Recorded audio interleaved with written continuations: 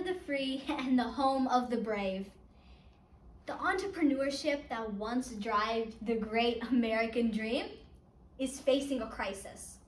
A crisis that could potentially wipe out all innovation and entrepreneurship.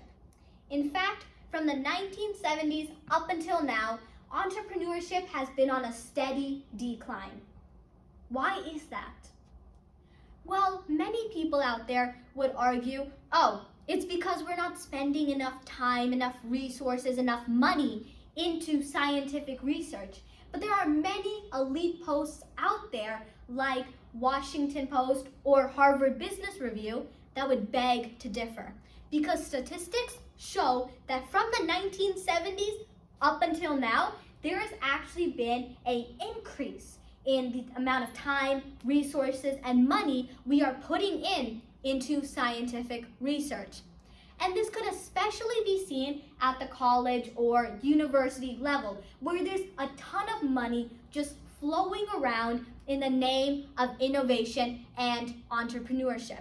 And it really is there.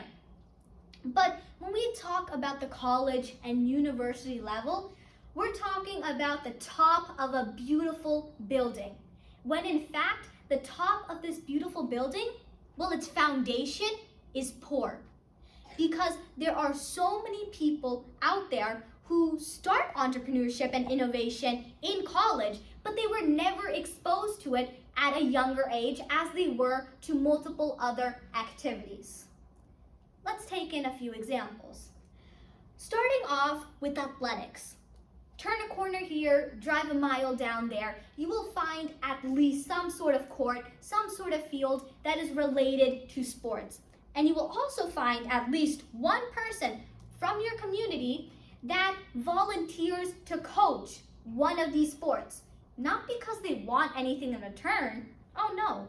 They just want the community kids to experience different sports and hopefully in the future pursue one. But I have never seen any sort of personalized labs that have coaching from the community for entrepreneurship. Have you? Same can be said for academics.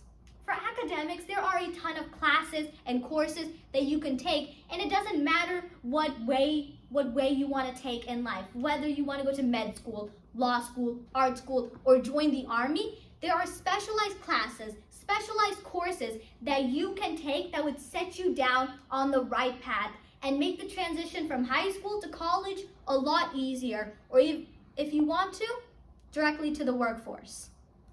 But yet again, never have I ever seen any sort of specialized classes and specialized courses designed for innovation and entrepreneurship.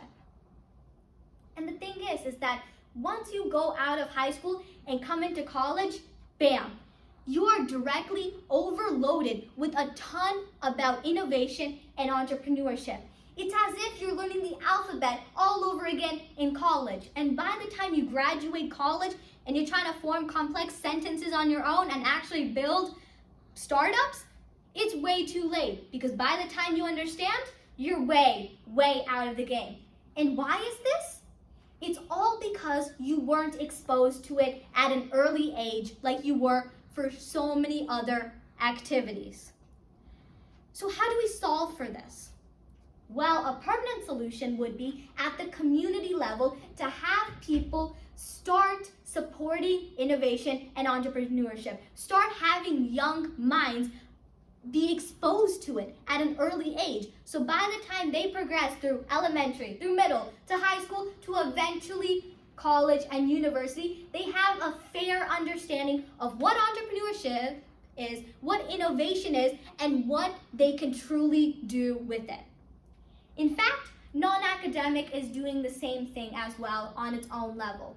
This is the primary reason why the Perspective Building Workshop exists, where we encourage our young minds from as early as elementary school to find a problem within their surroundings and propose a solution to it. So by the time they get to college and university, they understand how to build innovations, how to build entrepreneurship, how to be an entrepreneur, and so they could fully utilize college and university resources in making their startups a real thing.